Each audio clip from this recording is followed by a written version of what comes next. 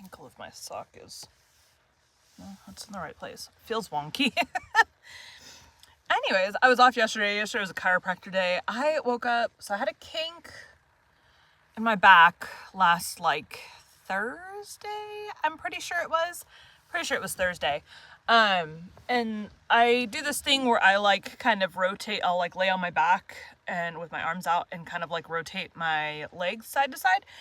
And typically, that releases whatever's going on in my lower back.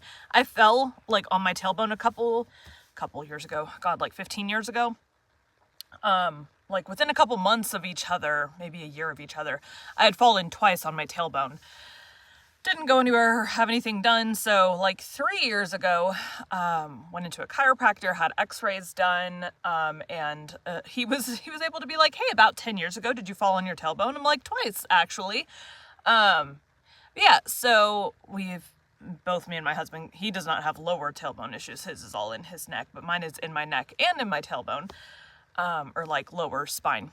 And so occasionally I have issues. And because, when I started going to the chiropractor, I was doing a lot of working out, kind of obsessively working out, which I don't do anymore. I have gained pretty much all the weight back, but in the new year, I plan to start doing the working out again because I know that if I can strengthen my core and stuff, it will help with my spine issues. So, which the chiropractor concurred. So anyway, so Thursday I wake up with a kink in my back. I get that to let go. And then Saturday I get a new kind of, with a kink typically, the only pain that I feel is right on, and it's always on the right side of my spine. But usually with a kink, it's a, pain in just that one spot. Well, this is weird numbness kind of feeling down my right leg. And, I don't know, it was just a different kind of pain. It was really weird. And so yesterday happened to be my normal chiropractor appointment day. So he's closed over the weekend. But that weird pain stuff started on Saturday. So on Monday, when it was time for my normal appointment. Anyways, I would have gone in if it wasn't my normal appointment, but it's my normal appointment. So I told him this is what I'm feeling. And so he did some stuff, ordered a special funky pillow thing, to sleep and hopefully help. It was really comfortable. It came in late last night. Anyways, sometimes things happen. Let's get going with this podcast though. I'm hoping to get 2 chapters done today. Today we'll be continuing Great Expectations by Charles Dickens. Chapter 56. He lay in prison very ill. During the whole interval between his committal for trial and the coming round of the sessions, he had broken 2 ribs. They had wounded one of his lungs, and he breathed with great pain and difficulty, which increased daily. It was a consequence of his hurt that he spoke so low as to be scarcely audible. Therefore he spoke very little. But he was ever ready to listen to me, and it became the first duty of my life to say to him and read to him what I knew he ought to hear. Being far too ill to remain in the common prison, he was removed, after the first day or so, into the infirmary. This gave me opportunities of being with him that I could not otherwise have had, and but for his illness he would have been put in irons, for he was regarded as a determined prison breaker, and I know not what else. Although I saw him every day, it was for only a short time. Hence, the regularly recurring spaces of our separation were long enough to record on his face any slight changes that occurred in his physical state. I do not recollect that I once saw any change in it for the better. He wasted and became slowly weaker and worse day by day from the day when the prison door closed upon him.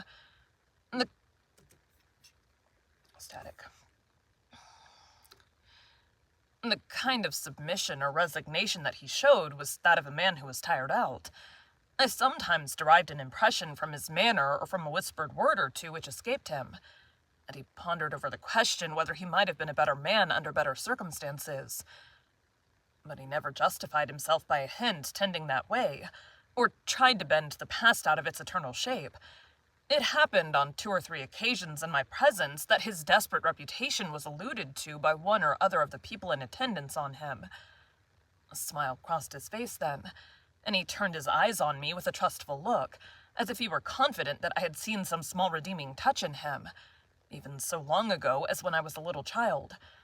As to all the rest, he was humble and contrite, and I never knew him to complain. I never knew.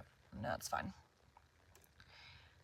When the sessions came round, Mr. Jaggers caused an application to be made for postponement of his trial until the following sessions. It was obviously made with the assurance that he could not live so long, and was refused. The trial came on at once, and when he was put to the bar, he was seated in a chair. No objection was made to my getting close to the dock, on the outside of it, and holding the hand that he stretched forth to me. The trial was very short and very clear. Such things as could be said for him were said. How he had taken to industrious habits, and had thriven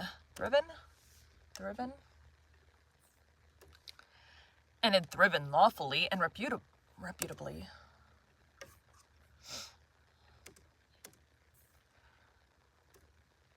How he had taken to industrious habits, and had thriven lawfully and reputably. But nothing could unsay the fact that he had returned, and was there in presence of the judge and jury. It was impossible to try him for that, and do otherwise than find him guilty. At that time it was the custom, as I learnt from my terrible experience of that sessions, to devote a concluding day to the passing of sentences, and to make a finishing effect with the sentence of death. But for the indelible picture that my remembrance now holds before me, I could scarcely believe, even as I write these words, that I saw 32 men and women put before the judge to receive that sentence together. Foremost among the 32 was he, seated that he... There's a hair tickling me. There it is. Seated that he might get breath enough to keep life in him. The whole scene starts out again in the vivid colors of the moment, down to the drops of April rain on the windows of the court, glittering in the rays of April sun. Pinned in the dock, as I again stood outside it at the corner with his hand in mine, were the 32 men and women, some defiant, some stricken with terror, some sobbing and weeping, some covering their faces, some staring gloomily about. There had been shrieks from among the women convicts, but they had been stilled, and a hush had succeeded. The sheriffs with their great chains and nosegays, other civic gewgaws and monsters, criers, ushers, a great gallery full of people, a large theatrical audience, looked on as the 32 and the judge were solemnly confronted. Then the judge addressed them. Among the wretched creatures before him, whom he must single out for special address, was one who, almost from his infancy, had been an offender against the laws, who, after repeated imprisonments and punishments, had been at length sentenced to exile for a term of years, and who, under circumstances of great violence and daring, had made his escape and been resentenced to exile for life. That miserable man would seem for a time to have become convinced of his errors, and far removed from the scenes of his old offenses, and to have lived a peaceable and honest life. But in a fatal moment, yielding to those propensities and passions, the indulgence of which had so long rendered him a scourge to society, he had quitted his haven of rest and repentance, and had come back to the country where he was prescribed. Being here presently denounced, he had for a time succeeded in evading the officers of justice, but being at length seized while in the act of flight, he had resisted them, and had, he best knew whether by express design or in the blindness. And had, he best knew whether by express design or in the blindness of his hardihood, caused the death of his denouncer, to whom his whole career was known, the appointment punishment for his return to the land that had cast him out.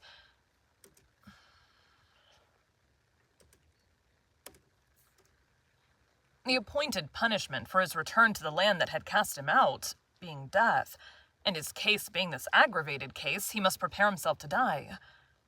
The sun was striking in at the great windows of the court, threw the glittering drops of rain upon the glass, and it made a broad shaft of light between the 32 and the judge, linking both together, and perhaps reminding some among the audience how both were passing on with absolute equality, to the greater judgment that knoweth all things, and cannot err. Rising for a moment, a distinct speck of face in this way of light, the prisoner said,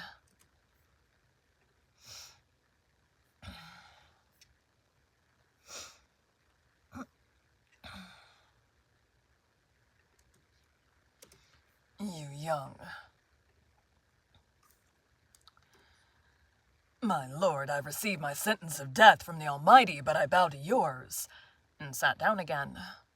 There was some hushing, and the judge went on with what he had to say to the rest.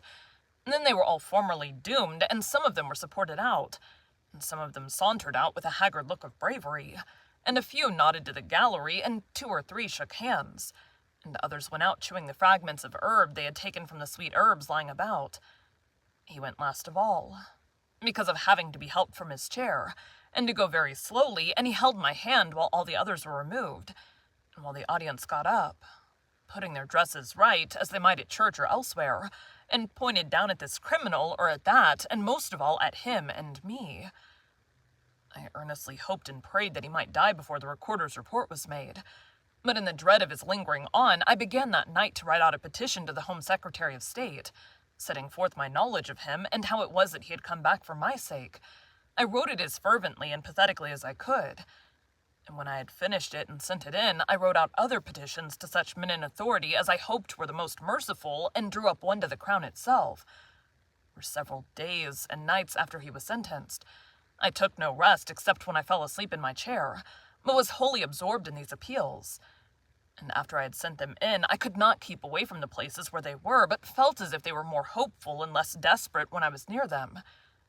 In this unreasonable restlessness and pain of mind, I would roam the streets of an evening, wandering by those offices and houses where I had left the petitions. To the present hour, the weary western streets of London on a cold, dusty spring night, with the ranges of stern, shut-up mansions and their long rows of lamps, are melancholy to me from this association. The daily visits I could make him were shortened now, and he was more strictly kept. Seeing or fancying that I was suspected of an intention of carrying poison to him, I asked to be searched before I sat down at his bedside, and told the officer who was always there that I was willing to do anything that would assure him of the singleness of my designs. Nobody was hard with him or with me. There was duty to be done, and it was done, but not harshly. The officer always gave me the assurance that he was worse, and some other sick prisoners in the room, and some other prisoners who attended on them as sick nurses, malefactors, but not incapable of kindness, God be thanked, always joined in the same report. As the days went on, I noticed more and more that he would lie placidly looking at the white ceiling, with an absence of light in his face, until some word of mine brightened it for an instant, and then it would subside again. Sometimes he was almost or quite unable to speak. Then he would answer me with slight pressures on my hand, and I grew to understand his meaning very well. The number of the days had risen to 10, when I saw a greater change in him than I had seen yet. His eyes were turned towards the door and lighted up as I entered. "Dear boy," he said as I sat down by his bed, "I thought you was late, but I knowed you couldn't be that." "It is just the time," said I. "I waited for it at the gate." "You always waits at the gate, don't you, dear boy?" "Yes, not to lose a moment of the time." "Thank ye, dear boy, thank ye. God bless you, you've never deserted me, dear boy." I pressed his hand in silence, for I could not forget that I had once meant to desert him. "And what's the best of all," he said, "you've been more comfortable alonger me since I was under a dark cloud, and when the sun shone, that's best of all." He lay on his back, breathing with great difficulty. Do what he would, and love me though he did, the light left his face ever and again, and a film came over the placid look at the white ceiling. "Are you in much pain today?" "I don't complain of none, dear boy." "You never do complain." He had spoken his last words. He smiled, and I understood his touch to mean that he wished to lift my hand, and I lay it on his breast. I laid it there, and he smiled again, and put both his hands upon it. The allotted time ran out while we were thus, but looking round, I found the governor of the prison standing near me, and he whispered, "You needn't go yet." I thanked him gratefully and asked, "Might I speak to him, if he can hear me?" The governor stepped aside and beckoned the officer away. The change, though it was made without noise, drew back the film from the placid look at the white ceiling, and he looked most affectionately at me. "Dear Magwitch, I must tell you now at last. You understand what I say?" A gentle pressure on my hand. You had a child once whom you loved and lost. A stronger pressure on my hand. She lived and found powerful friends. She's living now. She's a lady and very beautiful, and I love her. With a last faint effort, which would have been powerless but for my yielding to it and assisting it, he raised my hand to his lips. Then he gently let it sink upon his breast again, with his own hands lying on it. The placid look at the white ceiling came back and passed away, and his head dropped quietly on his breast. Mindful then of what we had read together, I thought of the two men who went up into the temple to pray, and I knew there were no better words that I could say beside his bed then. O Lord, be merciful to him, a sinner. Thank you for joining Bite at a Time Books today, while we read a bite of one of your favorite classics. Again, my name is Bree Carlile, and I hope you come back tomorrow for the next bite of Great Expectations. Thanks, guys.